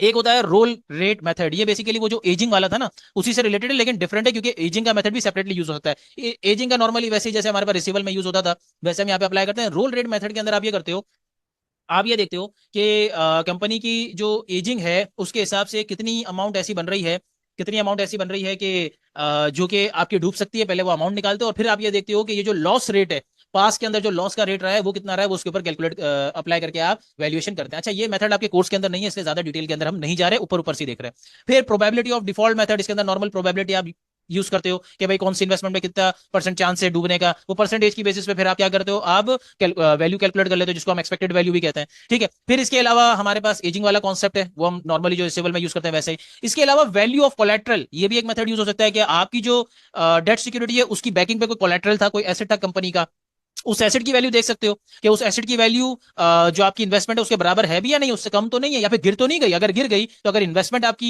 फंस गई, पे नहीं हुई, तो ऑब्वियसली बात आप एसेट बेच के पैसे लोगे, एसेट की वैल्यू भी कम है तो इसका मतलब आपको पैसे डूबने का चांस है, ठीक है। तो इस तरीके से डिफरेंट मेथड्स के थ्रू आप कैलकुलेशन कर सकते हैं, और कंपनी जो है कैलकुलेशन के लिए एक से ज्यादा मेथड भी यूज कर सकती है। और यहाँ पे कंपनी के लिए ये भी रिक्वायरमेंट नहीं है कि भाई अगर कैलकुलेशन के लिए एक से ज्यादा मेथड, मतलब एक से ज्यादा अमाउंट से तो रिकॉर्डिंग नहीं करेगी, लेकिन एक से ज्यादा मेथड से कैलकुलेट करके देख सकती है कि भाई सबसे कंजर्वेटिव अमाउंट किस पे आ रही है, उस पर यूज कर ले, या फिर एक ईयर के अंदर एक मेथड, दूसरे ईयर के अंदर दूसरा एक्सपेक्टेशन का मेथड फॉलो कर ले। और इसमें कंपनी को यह भी रिक्वायर्ड नहीं है कि वो रिकंसाइल करे, रिकंसिलिएशन भी रिक्वायर्ड नहीं है कि भाई एक मेथड से तो आंसर ये आ रहा था, दूसरे से डिफरेंट आ रहा है, तो रिकंसिलिएशन की रिक्वायर्ड नहीं है। आपको सिंपल एक्सपेक्टेड अमाउंट चाहिए, आप किसी भी मेथड को यूज करके निकाल ले, सही है। लास्ट और बड़ी इंपॉर्टेंट चीज कि ऑल दो अकाउंटिंग स्टैंडर्ड्स ने आपको इतनी रिलैक्सेशन दे दी कि भाई इतने सारे मेथड हैं, कोई भी मेथड आप यूज कर लो, लेकिन अब जब आप मेथड यूज कर रहे हो, उसकी बेसिस पे कैलकुलेशन कर रहे हो, तो उसकी बैकिंग पे आपके पास supporting evidences, supporting documents, supporting calculation होनी चाहिए, ताकि एक तो आपकी वो जो एस्टिमेट है उसको जस्टिफाई करे, और दूसरा वो स्टैंडर्ड के मुताबिक हो। अकाउंटिंग स्टैंडर्ड ये तो कहते हैं ना कि भाई जो भी आपकी एस्टिमेशन है वो रीजनेबल हो, तो अकाउंटिंग स्टैंडर्ड ने कभी डेटा मांग लिया तो उसकी बैकिंग में आपके पास सपोर्टिंग डॉक्यूमेंट्स, एविडेंसेस या कैलकुलेशन हो, तो मेथड कोई भी फॉलो कर लो, लेकिन ये नहीं है उस मेथड से डायरेक्टली अमाउंट, हाँ भाई ये अमाउंट हमें लग रहा है नहीं मिलेगी, नहीं। उसकी बैकिंग पे कोई एविडेंसेस हो जो कि आपको बताएं कि अब हमने इस एविडेंसेस की बेसिस पे, इस कैलकुलेशन की बेसिस पे ये अमाउंट कैलकुलेट की थी, ठीक है।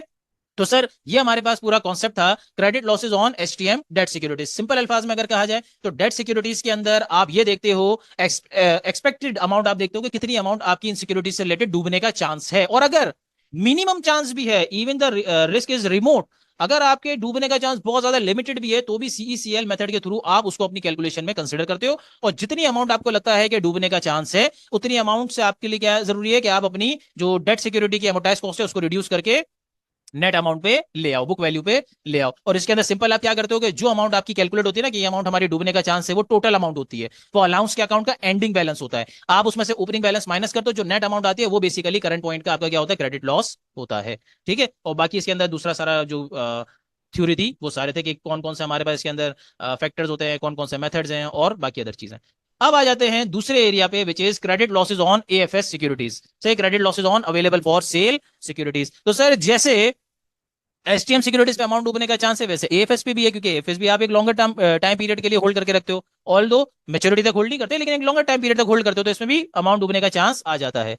तो सर यहां पे भी हम यही करते हैं कि जितनी अमाउंट हमें लग रही है कि हमारी डूब जाएगी, उतनी अमाउंट से, सपोज प्रीवियसली कुछ भी रिकॉर्ड नहीं किया हुआ, तो जितनी अमाउंट हमें लग रहा है कि हमारी डूब जाएगी, उतनी अमाउंट से हम अपने पास क्रेडिट लॉस रिकॉर्ड करके इन्वेस्टमेंट की वैल्यू को रिड्यूस कर देते हैं। नहीं, यहां पे ऐसा नहीं है। देखें, यही डिफरेंस है एचटीएम के क्रेडिट लॉस और इसके क्रेडिट लॉस पे। एचटीएम के अंदर जितनी अमाउंट आपको लग रहा है, चाहे पूरी अमाउंट क्यों ना आपको लग रही हो क्या डूब जाएगी, आप पूरी अमाउंट को क्रेडिट लॉस रिकॉर्ड करके उसकी वैल्यू को जीरो कर दें। लेकिन अवेलेबल फॉर सेल सिक्योरिटी के अंदर ऐसा नहीं हो सकता। क्यों? क्योंकि अवेलेबल फॉर सेल सिक्योरिटीज की कैरेक्टरिस्टिक्स आपको ये कहती हैं कि भाई ये ऐसी इन्वेस्टमेंट्स हैं जिनको आप मेच्योरिटी से पहले बेचोगे, और किस पे बेचोगे, फेयर मार्केट वैल्यू पे। सही है, आप इसको किस पे बेच सकते हो, फेयर मार्केट वैल्यू पे। इसीलिए आप इसको अकाउंट फॉर किस पे करते हो, फेयर मार्केट वैल्यू पे। अवेलेबल फॉर सेल सिक्योरिटीज को हम फेयर मार्केट वैल्यू पे क्यों रिपोर्ट करते हैं, क्योंकि हम जब चाहें इसको फेयर मार्केट वैल्यू पे बेच सकते हैं। ऐसा ही है ना। तो भाई आप खुद सोचें कि अगर आपको ऐसा लगता है कि इससे रिलेटेड कुछ अमाउंट आपको नहीं मिलनी, और वो अमाउंट इतनी है कि वो आपकी सिक्योरिटी की वैल्यू को फेयर मार्केट वैल्यू से भी कम पे ले जाए, तो ये तो अनरियलिस्टिक बात हो जाएगी। क्या मतलब, एक छोटी सी एग्जांपल कि भाई अगर आपकी एएफएस सिक्योरिटी की एमोटाइज कॉस्ट है 95,000, इसकी फेयर मार्केट वैल्यू चल रही है 92,000। सही है, मार्केट में इसकी वैल्यू चल रही है 92,000। अब आपने अपने हिसाब से जब एस्टिमेट किया, आपको नजर आया कि भाई ये 95,000 में से शायद 4,000 की अमाउंट हमें नहीं मिले। तो भाई 4,000 की अमाउंट अगर आपको इससे नहीं मिले, तो आपके हिसाब से इसकी वैल्यू 91,000 होनी चाहिए। मार्केट में कितनी चल रही है, 92। अब आप खुद सोचो कि आप बोल रहे हो 4,000 हमें नहीं मिलेंगे, जबकि मैं किसी भी पॉइंट पे इस पर मार्केट में जाके बेचूंगा ना, तो मेरी 92 में बिक जाएगी, यानी कि 3,000 मुझे नहीं मिलेंगे, 1,000 फिर भी मिल जाएगा। तो इसका मतलब वो जो 1,000 की एडिशनल आपने एंट्री की, या 1,000 की एडिशनल आपने कैलकुलेशन की है, वो अनरियलिस्टिक हो गई, वो अनरियलिस्टिक हो गई। सही है, तो इसका मतलब यह है कि एएफएस सिक्योरिटीज के अंदर आपकी जो लिमिट है of recording the credit loss, या आपकी जो लिमिट है of the balance of allowance for credit loss account, वो क्या होनी चाहिए, वो होनी चाहिए फेयर मार्केट वैल्यू। सही है, वो क्या होनी चाहिए, फेयर मार्केट वैल्यू। तो अगर मैं इसको बिल्कुल सिंपल अल्फाज में कहूं, तो अवेलेबल फॉर सेल सिक्योरिटीज के अंदर क्रेडिट लॉस आप मैक्सिमम कितना रिकॉर्ड कर सकते हो, जितना एमोटाइज कॉस्ट और फेयर मार्केट वैल्यू के बीच का डिफरेंस है। सही है, अगर फेयर मार्केट वैल्यू कम है एमोटाइज कॉस्ट से, तो जितना डिफरेंस है मैक्सिमम उतना ही क्रेडिट लॉस आप बुक कर सकते हो, उससे ज्यादा नहीं कर सकते हो। क्रेडिट लॉस अगर प्रीवियसली बुक किया हुआ है, तो अलाउंस का बैलेंस उतना हो सकता है, उससे ज्यादा नहीं हो सकता। क्योंकि अगर आप उससे ज्यादा क्रेडिट लॉस बुक कर रहे हो, तो वो अनरियलिस्टिक हो रहा है, क्योंकि उससे मतलब जो आपके हिसाब से अमाउंट निकलेगी, उससे ज्यादा तो आपको मार्केट से मिल रही है।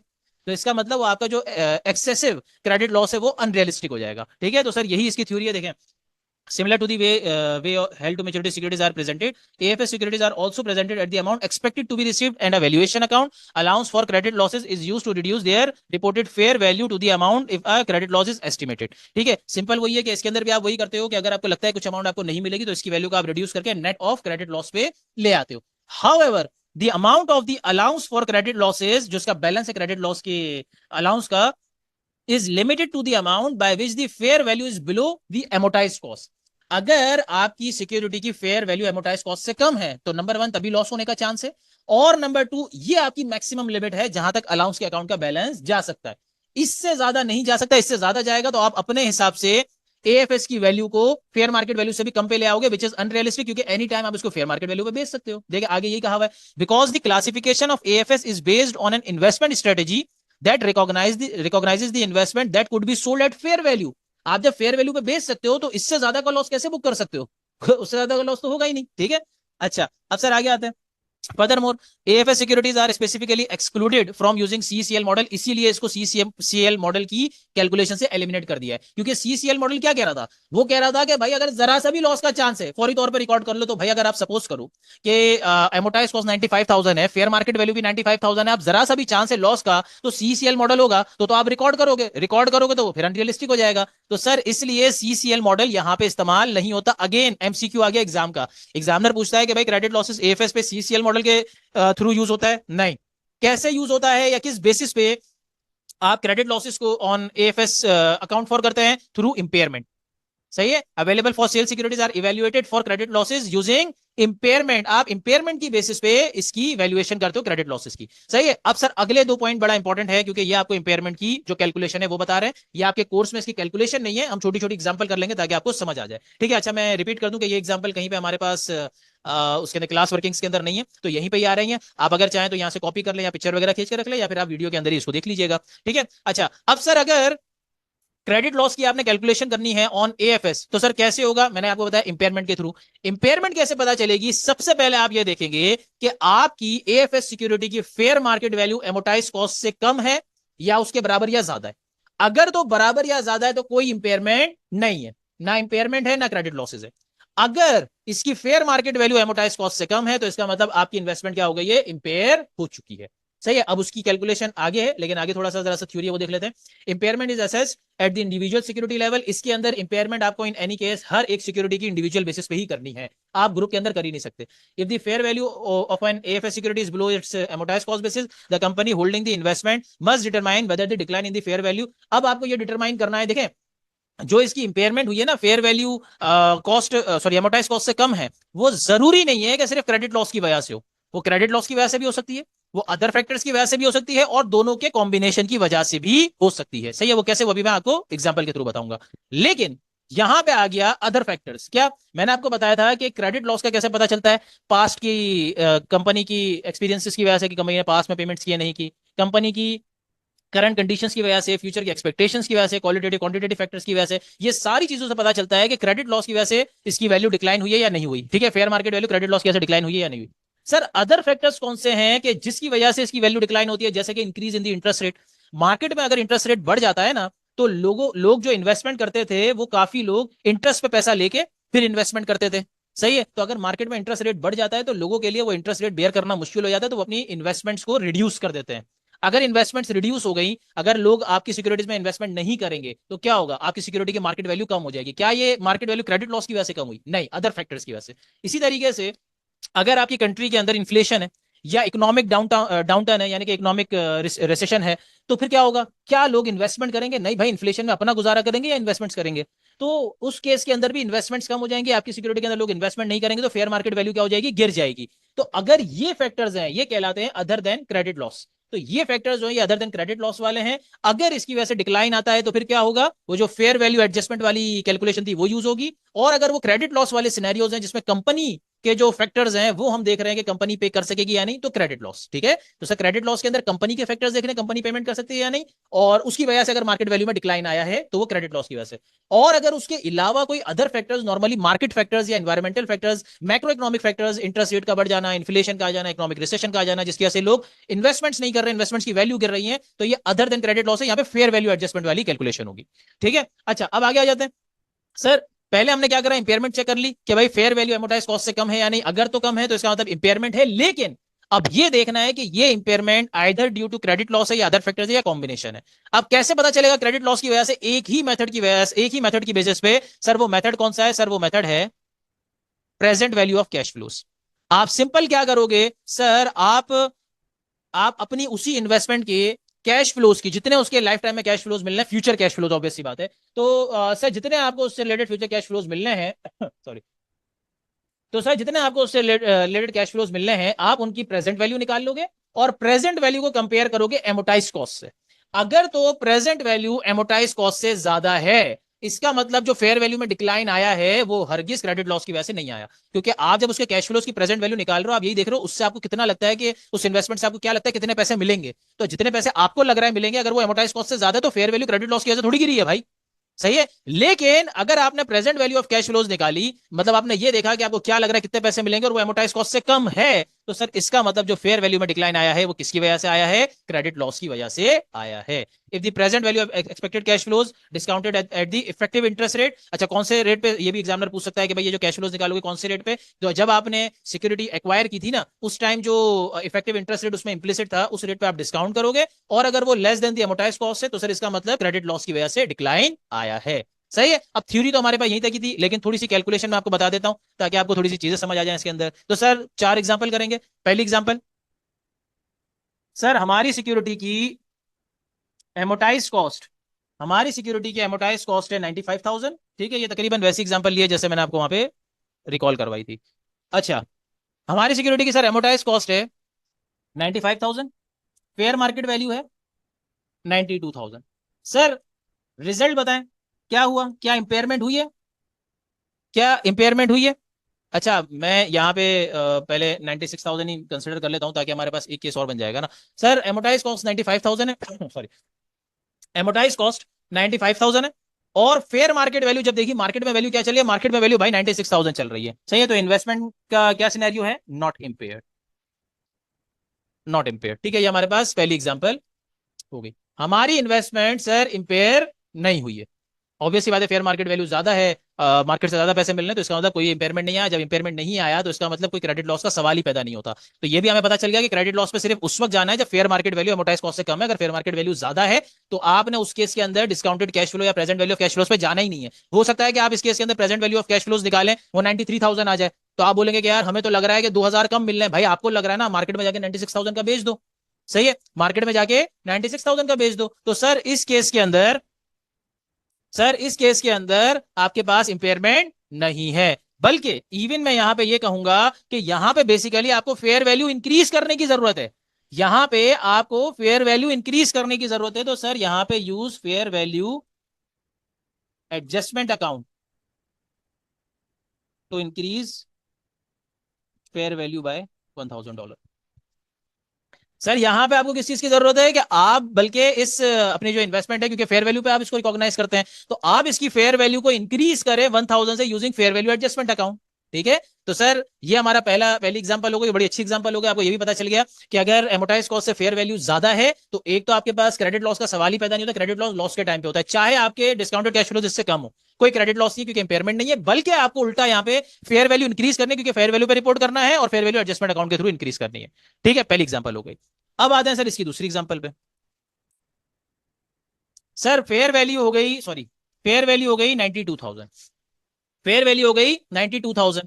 तो क्या इंपेयरमेंट है? जी हाँ बिल्कुल इंपेयरमेंट है, जी हाँ बिल्कुल इंपेयरमेंट है। लेकिन सर जब आपने, अब क्या करेंगे, अब ये देखने के लिए कि ये जो इंपेयरमेंट है, decline in fair fair market value है, तो ये क्रेडिट लॉस की वजह से आया भी है या नहीं आया, आप क्या निकालते हो, present value of cash flows. जब सर आपने present value of cash flows निकाला तो भाई ये आ गया 95,500। आपने जब ये देखा आपके हिसाब से कितने पैसे आपको मिलने हैं कंपनी से, तो आपको नजर आया कि भाई हमें तो कंपनी से अगर मिले तो 95,500 मिल जाए। इसका मतलब ये है कि सर ये जो डिक्लाइन, सर इसका मतलब ये है कि ये जो डिक्लाइन इन फेयर वैल्यू आया है, क्या ये डिक्लाइन क्रेडिट लॉस की वजह से आया है? सर ये क्रेडिट लॉस की वजह से नहीं आया, ये डिक्लाइन अदर फैक्टर्स की वजह से आया है। और यहां पे हम fair value adjustment account use करेंगे to decrease the fair value by 3,000। यहां पे sir fair value adjustment account के थ्रू हम 3,000 से इसकी वैल्यू रिड्यूस करेंगे। सही है, समझ आती है बात? तो अगर आपकी फेयर वैल्यू गिरी है लेकिन present value of cash flows आपके अमोर्टाइज कॉस्ट से ज्यादा है, तो इसका मतलब ये डिक्लाइन हरगिज क्रेडिट लॉस की वजह से नहीं, अदर फैक्टर्स की वजह से आया। वैल्यू कम करनी है लेकिन फेयर वैल्यू एडजस्टमेंट अकाउंट के थ्रू। दो एग्जांपल हो गए, तीसरी पे आते हैं। सर तीसरी एग्जांपल के अंदर अमोर्टाइज कॉस्ट 95,000 थी, फेयर वैल्यू 92,000 थी, इंपेयरमेंट हुई है। सही है, जब मैंने present value of cash flows निकाली तो sir present value of cash flows चाहे मेरी जीरो से लेके 94,999 तक किसी भी पॉइंट पे आ जाए, present value of cash flows zero से लेके 94,999 तक आ जाए, 95,000 पे नहीं आया, वरना तो आपके वो नहीं होगा, क्रेडिट लॉस नहीं आएगा। लेकिन इससे कम किसी भी वैल्यू पे आ जाए तो सर यहां पे डिक्लाइन किस वजह से आया है? क्रेडिट लॉस की वजह से, क्रेडिट लॉस की वजह से। सही, अब प्रॉपर एग्जांपल इसको कर लेते हैं। सपोज 92,000 है, सपोज सर हमारे पास present value of future cash flows 92,000 है, तो सर डिक्लाइन किस वजह से आया है? क्रेडिट लॉस की वजह से आया है। तो सर यहां पे क्या करेंगे? सर यहां पे हम यूज करेंगे allowance for credit loss account to decrease the fair value by 2,000। यहां पे सर हम अलाउंस फॉर क्रेडिट लॉस का अकाउंट यूज करेंगे, क्योंकि क्रेडिट लॉस की वजह से डिक्लाइन आया ना 2,000 से, इसकी फेयर वैल्यू को रिड्यूस करने के लिए। और सर एंट्री क्या करेंगे? सर एंट्री करेंगे credit loss expense for AFS debit 2,000 से, allowance for credit loss credit 2,000 से। सही है, allowance for credit loss credit 2,000 से। सही है। अच्छा, लेकिन सर, लेकिन सर यहां पे एक इशू और है। क्या है? मैंने आपको ये कहा कि भाई, मैंने आपको ये कहा कि भाई, ये जो आपके पास वैल्यू आई है, ये जो आपके पास वैल्यू आई है 2000 की, कि 2000 का डिक्लाइन आया है, या फिर ये कहूं कि आपको लग रहा है 2000 की अमाउंट आपको नहीं मिलेगी। क्या ये करंट पॉइंट की अमाउंट है? नहीं, ये अब तक की अमाउंट है। जब से आपने वो इन्वेस्टमेंट परचेज किया तब से अब तक आपको लग रहा है कि टोटल आपको 2000 नहीं मिलेंगे। इसका मतलब अगर आपने इससे पहले कोई एंट्री ऑलरेडी कर ली है, उसका बैलेंस कहां रखा होगा? अलाउंस के अंदर। तो क्या वो एडजस्ट नहीं करोगे? बिल्कुल करोगे। सही है। तो सर अगर सपोज आपने पहले भी कोई इससे रिलेटेड क्रेडिट लॉस बुक किया हुआ था, पहले ही, इससे पहले आपको कुछ अंदाजा हो गया था कि आपको कुछ अमाउंट आपको शायद ना मिले, आपको पहले अंदाजा हो गया था कि शायद आपको कुछ अमाउंट ना मिले, तो उसके आपने सपोज $500 से आपने पहले ही, $500 से आपने पहले ही लॉस रिकॉर्ड कर लिया था, तो अब आपको लग रहा है कि 2000 नहीं मिलेंगे, तो उसमें से 500 जो आपने पहले रिकॉर्ड कर लिया वो हटा देंगे, और सर आप एंट्री किससे पास करेंगे? 1500 से अपनी एंट्री पास करेंगे। सही है। ये अलाउंस फॉर क्रेडिट लॉसेस के आपके पास ओपनिंग बैलेंस था।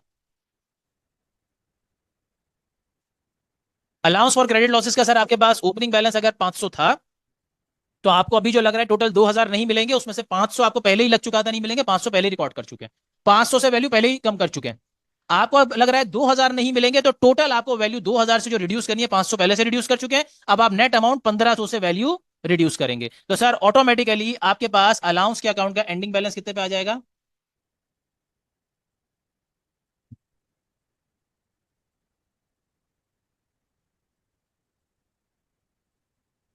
अलाउंस के अकाउंट का एंडिंग बैलेंस आपकी रिक्वायर्ड अमाउंट यानी कि 2000 पे आ जाएगा। ठीक है। अलाउंस फॉर अकाउंट का, अलाउंस फॉर क्रेडिट लॉसेस का एंडिंग बैलेंस आपके पास 2000 पे आ जाएगा, और आपको जो लग रहा था 2000 टोटल नहीं मिलने, वो 2000 से आपकी वैल्यू रिड्यूस हो जाएगी। सही है। ये तीसरी एग्जांपल बड़ी इंपॉर्टेंट है। इसमें मैंने दो केस अभी तक करा दिया। पहला केस क्या कराया कि अगर तो आपको लग रहा था 2000 आपके डूब जाएंगे, नहीं मिलेंगे, पहले कुछ भी रिकॉर्ड नहीं किया, 2000 से रिकॉर्ड कर लेंगे, क्योंकि आपको इन्वेस्टमेंट की वैल्यू 2000 से रिड्यूस करनी है। लेकिन अगर पहले 500 रिकॉर्ड किए हुए थे और अब आपको लग रहा है 2000 नहीं मिलेंगे, तो 500 से तो पहले ही वैल्यू रिड्यूस कर दी है ना।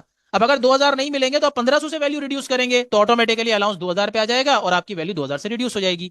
अब इसका तीसरा सिनेरियो, सर मसला ये है, अच्छा सॉरी, हमने present value of future cash flow जो है वो 93,000 रखनी थी। ये सही कर लीजिएगा जरा। Present value of future cash flows हमारे पास है 92,000 नहीं 93,000 थी, इसीलिए हम दो 2000 से काम कर रहे थे। अगर present value of future cash flows हमारे पास 92,000 होती ना, मतलब जितनी फेयर वैल्यू है उतनी होती, तो हम ऑब्वियसली बात है 3-3 हजार से एंट्री कर रहे होते हैं, वो देखा ही नहीं मैंने। लेकिन बहरहाल 93,000 हमने इसके अंदर रखनी थी। 93,000 हमारे पास प्रेजेंट वैल्यू थी कैश फ्लोज की, तो 2000 से वैल्यू गिरी है, तो 2000 से हमने यहाँ पे सारा काम किया था। सही है।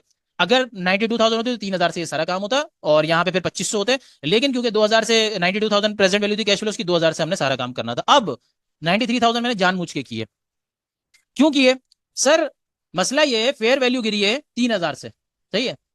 और क्रेडिट लॉस जब हमने देखा प्रेजेंट वैल्यू के हिसाब से, तो क्रेडिट लॉस आया है 2000 का। फेयर वैल्यू गिरी है 3000 से, लेकिन जब कैश फ्लोज का प्रेजेंट वैल्यू निकाली तो क्रेडिट लॉस कितना आया? क्रेडिट लॉस आया 2000 का।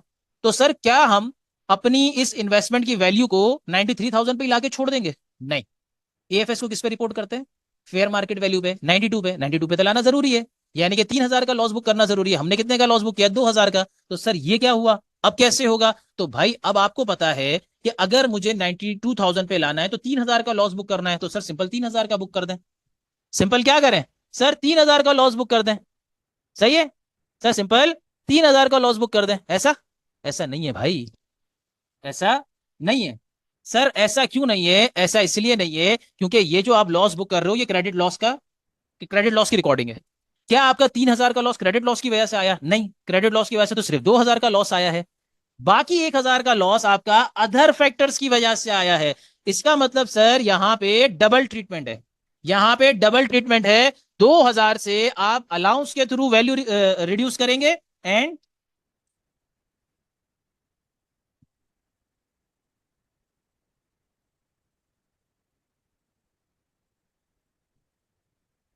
और 1000 से आप फेयर वैल्यू एडजस्टमेंट के थ्रू वैल्यू रिड्यूस करेंगे। ठीक है। समझ आई बात? तो सर आपको अल्टीमेटली इसको लेके आना है फेयर वैल्यू पे। लेकिन अगर present value of cash flows इस फेयर वैल्यू से कम है, इसका मतलब आधा लॉस क्रेडिट लॉस की वजह से आया, मतलब कुछ हद तक क्रेडिट लॉस की वजह से आया और कुछ हद तक फेयर वैल्यू एडजस्टमेंट अकाउंट के थ्रू यानी कि अदर फैक्टर्स की वजह से। तो सर जितना आपका क्रेडिट लॉस की वजह से आया है उसको आप क्रेडिट लॉस यानी कि अलाउंस फॉर क्रेडिट लॉस के थ्रू अकाउंट फॉर करेंगे, और जितना अदर फैक्टर्स की वजह है उसको फेयर वैल्यू एडजस्टमेंट के थ्रू अकाउंट फॉर करेंगे।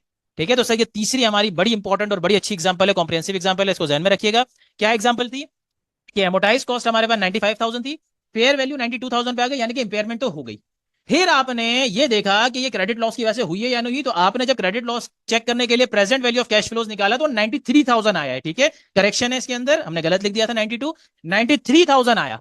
93,000 आया तो हमें पता चल गया कि हाँ भाई क्रेडिट लॉस की वजह से डिक्लाइन तो आया है। तो 2,000 का डिक्लाइन आया, अगर प्रीवियसली कुछ भी रिकॉर्ड नहीं था हमने 2,000 से एंट्री कर ली, और अगर प्रीवियसली 500 रिकॉर्ड था तो हमने 1,500 से एंट्री कर ली। ऑटोमेटिकली अलाउंस हमारा 2,000 पे आ गया, वैल्यू 2,000 से रिड्यूस हो गई। लेकिन बात खत्म नहीं हुई, फेयर वैल्यू हमें 92,000 पे लानी थी, 1,000 से और रिड्यूस करनी थी, लेकिन ये 1,000 का और क्रेडिट लॉस नहीं है, तो हमने इसको फिर फेयर वैल्यू एडजस्टमेंट के थ्रू अकाउंट फॉर करा। ठीक है, तो सर ये हमारी तीन बड़ी इंपॉर्टेंट एग्जांपल्स हो गए। अब लास्ट इसकी एग्जांपल, सर लास्ट एग्जांपल क्या है? सर लास्ट एग्जांपल ये है कि 95,000 एमोटाइज कॉस्ट थी, फेयर वैल्यू 92,000 थी, इसका मतलब इन्वेस्टमेंट इंपेयर हुई है, बिल्कुल हुई है, सही है। सर जब present value of cash flows हमने निकाली, sir present value of cash flows निकाली तो सर इसकी अमाउंट आ गई 91,000, यानी कि मुझे लग रहा है कि 4,000 डूबेंगे और मेरे हिसाब से वैल्यू 91,000, सही है। तो सर ये डिक्लाइन भी किसकी वजह से है? क्रेडिट लॉस की वजह से, अमोर्टाइज कॉस्ट से कम है, प्रेजेंट वैल्यू तो डिक्लाइन आया है क्रेडिट लॉस की वजह से। तो सर यहां पे क्या करेंगे? सर यहां पे अलाउंस फॉर क्रेडिट लॉस का अकाउंट यूज करेंगे, सिर्फ अमाउंट को कितने से रिड्यूस करने के लिए? 4,000 से। और सपोज ओपनिंग में कुछ भी रिकॉर्ड नहीं किया तो सर एंट्री किससे पास कर देंगे? 4,000 से एंट्री पास कर देंगे, 4,000 से एंट्री पास कर देंगे। अलाउंस के अकाउंट का एंडिंग बैलेंस हमारे पास 4,000 पे आ जाएगा, और इन्वेस्टमेंट की वैल्यू 4,000 से रिड्यूस होके कितने पे आ जाएगी? 91,000 पे आ जाएगी। ये बिल्कुल गलत है। क्यों गलत है? क्योंकि मैंने आपको कहा कि भाई आपकी जो इन्वेस्टमेंट है आपके हिसाब से, क्रेडिट लॉस के हिसाब से, चाहे उसकी वैल्यू जीरो क्यों ना हो गई हो, मार्केट में कितने की बेच सकते हो? 92। इसका मतलब ये 92,000 तो इन एनी केस आपको मिलने हैं, तो इससे कम का कोई भी आपके पास अगर लॉस आ रहा है तो वो अनरियलिस्टिक है, वो रिकॉर्ड नहीं होगा। तो अगर आपकी present value of cash flows fair market value से कम भी हो रहे हैं तो आप उसके हिसाब से लॉस रिकॉर्ड नहीं करेंगे। मैक्सिमम कितना लॉस रिकॉर्ड कर सकते हैं? जितना आपके पास इन दोनों का डिफरेंस है, यानी कि 3,000 का। ठीक है, तो सर यहां पे मैं मैक्सिमम कितना लॉस रिकॉर्ड करूंगा? 3,000 का लॉस रिकॉर्ड करूंगा, एंट्री भी 3,000 से पास करूंगा, और अलाउंस मेरा 3,000 पे आ जाएगा, तो ऑटोमेटिकली मेरी इन्वेस्टमेंट 3,000 से रिड्यूस होकर फेयर मार्केट वैल्यू पे आ जाएगी। और सर अगर इसके अंदर ओपनिंग में मैंने 500 रिकॉर्ड किए हुए होते तो मैं 2,500 से एंट्री पास कर देता, खत्म हो जाती बात। ठीक है ना, ऑटोमेटिकली, सॉरी, एंडिंग बैलेंस मेरा 3,000 पे आ जाता, 500 प्लस 2,500 ऑटोमेटिकली 3,000 पे आया, फेयर वैल्यू आपके पास रिड्यूस अमाउंट पे आ जाती। सही है। तो सर ये मैंने कैलकुलेशन, हालांकि आपके कोर्स में नहीं है, सिर्फ इसलिए आपको कराई ताकि ताकि आपको ये कॉन्सेप्ट प्रॉपरली समझ आ जाए। अब जरा इसको हम रिकॉल कर लेते हैं और फिर आगे चलते हैं, एंड करते हैं इसको। सर मैंने ये कहा कि अगर क्रेडिट लॉसेस एएफएस पे निकालना है तो आप क्या करें? आप यहाँ पे सीसीएल मेथड यूज नहीं कर सकते, क्योंकि उसके थ्रू अगर फेयर वैल्यू एमोटाइज कॉस्ट के बराबर भी है तो आप वहां पे गलती से क्या करेंगे? आप एक्सपेक्टेड लॉस रिकॉर्ड करके कम अमाउंट पे ले जाएंगे, विच इज रॉन्ग। तो इसके अंदर इंपेयरमेंट देखते हैं। इंपेयरमेंट देखने के लिए आप फेयर वैल्यू को एमोटाइज कॉस्ट से कंपेयर करते हैं। फेयर वैल्यू अगर एमोटाइज कॉस्ट से ज्यादा है तो इसका मतलब क्रेडिट लॉस तो नहीं है, बल्कि fair value adjustment account use होगा फेयर वैल्यू इंक्रीज करने के लिए। अगर फेयर वैल्यू कम है तो फिर आप देखते हो क्रेडिट लॉस। क्रेडिट लॉस की अगर वैल्यू यानी कि प्रेजेंट वैल्यू एमोटाइज कॉस्ट से ज्यादा आ रही है तो इसका मतलब क्रेडिट लॉस की वजह से डिक्लाइन नहीं है, अदर फैक्टर्स कैसे है? फेयर वैल्यू एडजस्टमेंट अकाउंट के थ्रू एडजस्ट कर दे। अगर प्रेजेंट वैल्यू एमोटाइज कॉस्ट से कम है तो आपके पास जो डिक्लाइन है क्रेडिट लॉस की वजह से है, क्रेडिट लॉस के थ्रू अकाउंट फॉर करें, सही है। और अगर कुछ पोर्शन रह जाता है तो फिर वो फेयर वैल्यू एडजस्टमेंट के थ्रू अकाउंट फॉर होगा। और अगर क्रेडिट लॉस भी और ओपनिंग है तो ओपनिंग माइनस करके नेट अमाउंट से एडजस्टमेंट होगी। ठीक है। और सर अगर प्रेजेंट वैल्यू फेयर वैल्यू से कम जा रही है तो आप उससे ज्यादा कम नहीं कर सकते, मैक्सिमम जितना इन दोनों का डिफरेंस है फेयर वैल्यू और एमोटाइज कॉस्ट का, उतना ही आप लॉस बुक कर सकते हैं। सही है, दैट्स इट। ये इसकी कैलकुलेशन थी और इसका थ्योरी थी। आगे छोटी छोटी सी चीजें, an estimate of the expected an estimate of an expected credit loss is required for an FS debt security only when the fair value of the security is below amortized cost। मैंने आपको बताया कि अगर amortized cost से कम है fair value तभी credit loss है, और अगर इससे ज्यादा है तो क्रेडिट लॉस की कैलकुलेशन है ही नहीं, बल्कि वो फिर फेयर वैल्यू एडजस्टमेंट अकाउंट की एडजस्टमेंट है। The maximum amount of credit loss is the amount by which the fair value is lower than the securities amortized cost. जितनी जो मैक्सिमम क्रेडिट लॉस है वो आप इन दोनों का डिफरेंस से ही रिकॉर्ड कर सकते हो, और ये भी इसका क्या होगा? अलाउंस का बैलेंस होगा, सही है ना। अगर उसके अंदर कोई प्रीवियस है तो आपको वो नेट करके नेट अमाउंट से रिकॉर्ड करना है। अच्छा, सर फिर जब आप क्रेडिट लॉस यहाँ पे डिटरमाइन कर रहे होते हैं तो हमने किन फैक्टर्स को कंसीडर करना होता है? सर सबसे पहले तो फेयर वैल्यू को कंसीडर करना होता है कि फेयर वैल्यू अमोर्टाइज्ड कॉस्ट से कम है या नहीं है। सही है। फिर सर आपकी जो सिक्योरिटी है या जिस इंडस्ट्री के अंदर वो कंपनी है, जिस ज्योग्राफिक एरिया के अंदर है, उसकी कंडीशन क्या है, वहां के लोग पेमेंट कर रहे हैं नहीं कर रहे हैं, ऐसा तो नहीं है कि हालात वहां पे खराब चल रहे हो, पेमेंट आपकी नहीं हो रही है, तो आपको आइडिया हो जाएगा कि शायद पेमेंट ना मिले। फिर आप पेमेंट स्ट्रक्चर देख सकते हो अपने सिक्योरिटी का कि भाई जो पेमेंट्स है वो फ्यूचर में इंक्रीज होनी है या डिक्रीज होनी है। अगर इंक्रीज होनी है तो ज्यादातर चांस है पैसे मिल जाए, और डिक्रीज होनी है तो शायद चांस है पैसे ना मिले।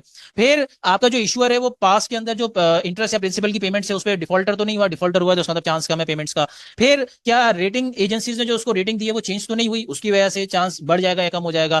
फिर एक बड़ा इंपॉर्टेंट एरिया कि सिक्योरिटी की जो कलेक्टिबिलिटी है उसकी जो अदर इन्फॉर्मेशन है, यानी कि पेमेंट टर्म कितना है, टाइम पीरियड कितना है, अगर टाइम पीरियड बहुत लंबा है तो डूबने का चांस ज्यादा है। प्री पेमेंट स्पीड कैसी है, स्पीड तेज ज्यादा है, तेज है पेमेंट्स करने की तो इसका मतलब अमाउंट मिल सकती है। फाइनेंशियल कंडीशन उसकी कैसी है, एक्सपेक्टेड डिफॉल्ट कैसे डिफॉल्ट कर सकता है या नहीं। वैल्यू ऑफ कोलेटरल मैंने आपको पहले ही बोला, आप ये देखते हो उसके बैकिंग पे जो कोलेटरल है उसकी वैल्यू तो कहीं डिक्लाइन नहीं हुई तो डूबने का चांस बढ़ जाता है। फिर अगर उस इंडस्ट्री का कोई एनालिस्ट है, उसकी रिपोर्ट्स है या फोरकास्ट है, आप उसको देख सकते हैं, क्रेडिट रेटिंग्स देख सकते हैं। इसके अलावा आप जो है वो अदर मार्केट डेटा देख सकते हैं और ये देख सकते हैं कि भाई उस कंपनी ने अगर फर्दर क्रेडिट दिया है, सॉरी फर्दर क्रेडिट लिया है यानी कि और सिक्योरिटीज इशू की है, तो आपका चांस है कि शायद आपकी पेमेंट के अंदर रिडक्शन हो जाए या आपकी पेमेंट शायद ना मिले। ठीक है। अच्छा फिर एंड में कौन सा अकाउंट यूज करते हैं सर इसको अकाउंट फॉर करने के लिए? Allowance for credit losses, AFS securities, या आप यूज करते हैं क्रेडिट लॉसेस रिकॉर्ड करने के लिए limited by the amount by which the securities fair value is less than the amortised cost. की मैक्सिमम जो बैलेंस है वो कहां तक जा सकता है? फेयर वैल्यू और अमोर्टाइज्ड कॉस्ट के डिफरेंस तक। ठीक है। The allowance account serves as a valuation account to decrease the reported, हाँ ये आपकी जो वैल्यू है एएफएस सिक्योरिटी की उसको रिड्यूस करके नेट अमाउंट पे लेके आता है, बुक वैल्यू पे लेके आता है। और इसके अगेंस्ट आप क्या रिकॉर्ड करते हैं? Credit loss expense. देखें क्रेडिट लॉस एक्सपेंस आप रिकॉर्ड करते हैं एएफएस सिक्योरिटीज के लिए। इसके आगे लाजिम मेंशन करते हैं कि एएफएस सिक्योरिटीज क्या है ताकि रिसीवेबल से इसका डिफरेंस रहे। ठीक है। और ये कहां पे होता है? नेट इनकम के अंदर। And is equal to the amount needed to adjust. देखिए इसके अंदर आ गई वही बात, इसके अंदर आ गई वही बात कि इसकी अमाउंट कितनी होगी? Needed is equal to the amount needed to adjust the allowance account to the required amount. सही है। अलाउंस के अकाउंट के अंदर जितनी आपको अमाउंट रिक्वायर्ड है ना, यानी कि जितना आपको लग रहा है कि आपको टोटल लॉस हो रहा है, ठीक है, जैसे कि आपके present value future cash flows 2000 थी, 2000 आपका टोटल लॉस हो रहा है क्रेडिट लॉस की वजह से, तो अभी लग रहा है ना, यह भी लग रहा है। पहले कितना लग रहा था? 500। तो आपको 500 से 2000 पे लाने के लिए कितनी एडजस्टमेंट चाहिए? 1500। तो 1500 की अमाउंट से लॉस रिकॉर्ड करते हैं। तो ये थोड़ा सा रिवर्स केस के अंदर इसको एक्सप्लेन करते हैं और आपने भी ऐसे एक्सप्लेन करना एग्जाम में। अच्छा, the impairment is evaluated at each reporting date. आपको हर रिपोर्टिंग डेट पे इसको लाजमी इवेल्युएट करना है। और अगर अलाउंस के अकाउंट के अंदर कोई चेंज आ रहा है तो वो आपने लाजमी अकाउंट फॉर करना है, चाहे चाहे आपको क्रेडिट लॉस एक्सपेंस फर्दर बढ़ाना पड़ रहा है या इवन रिवर्स करना पड़ रहा है। ठीक है। जैसे कि पास्ट के अंदर आपने 4000 से रिकॉर्ड कर दिया था, अब आपकी फेयर वैल्यू ही 92,000 पे आ गई है, यानी कि आपको क्रेडिट लॉस रिड्यूस करके 3000 पे लेके आना, तो आप उसको रिवर्स भी कर सकते हैं। सही है। अच्छा फिर sir impairment in any case आपने इंडिविजुअल सिक्योरिटी लेवल पे रिपोर्ट करना है या चेक करना है। आप ऐसा नहीं कर सकते कि आपके पास अगर पूल ऑफ सिक्योरिटीज है तो आप जो है उन सबके लिए एक जनरल अलाउंस बना दे, ऐसा नहीं कर सकते। हर एक के लिए आपने अलग अलग कैलकुलेशन और अलाउंस क्रिएट करना है। और सर लास्ट वही मैंने आपको जो ऊपर एग्जाम्पल में ऑलरेडी बता दिया कि अगर क्रेडिट लॉस की वजह से वैल्यू रिड्यूस करने के बावजूद कोई अदर फैक्टर्स की वजह से भी रिडक्शन आ रहा है, जैसे 1000 का वहां पे आ रहा था, तो सर वो भी आप अकाउंट फॉर करेंगे फेयर वैल्यू एडजस्टमेंट अकाउंट के थ्रू। सही है। और उसको आप अदर कॉम्प्रिहेंसिव इनकम और वहां से फिर एक्यूमुलेटेड अदर कॉम्प्रिहेंसिव इनकम और इक्विटी में लेके जाएंगे नेट ऑफ टैक्स। सही है। और उसके लिए आपका fair value adjustment account use होगा। तो सर ये हमारा पूरा कॉन्सेप्ट था credit losses on debt securities का, जिसके अंदर हमने ये देखा कि जो डेट सिक्योरिटीज में हमने इन्वेस्टमेंट की हुई है, अगर उसमें कुछ अमाउंट डूबने का चांस है तो उसको क्या कहते हैं? Credit loss. और उसको फिर एचटीएम में बगैर फेयर मार्केट वैल्यू के सपोर्ट के कैसे अकाउंट फॉर करना है, और अगर फेयर मार्केट वैल्यू एएफएस के अंदर है तो उसको कैसे अकाउंट फॉर करना है, एग्जांपल्स के थ्रू हमने देख ली है। सिर्फ लास्ट के अंदर अगेन मैं रिकॉल करवा रहा हूं कि जो हमने यहाँ पे एक एग्जांपल तीसरे नंबर की थी, उसके अंदर fair value of cash flows हमने गलती से 92,000 ले लिया था जो कि 93,000 था। तो हमारा जो डिक्लाइन था वो 2000 का रहा था, हमने उसके हिसाब से वर्किंग की थी, उसकी आपने करेक्शन करनी है। ठीक है। तो सर ये हमारे पास यहाँ पे कंप्लीट हो गया है और बाकी इंशाल्लाह आगे देखते हैं। अस्सलाम वालेकुम।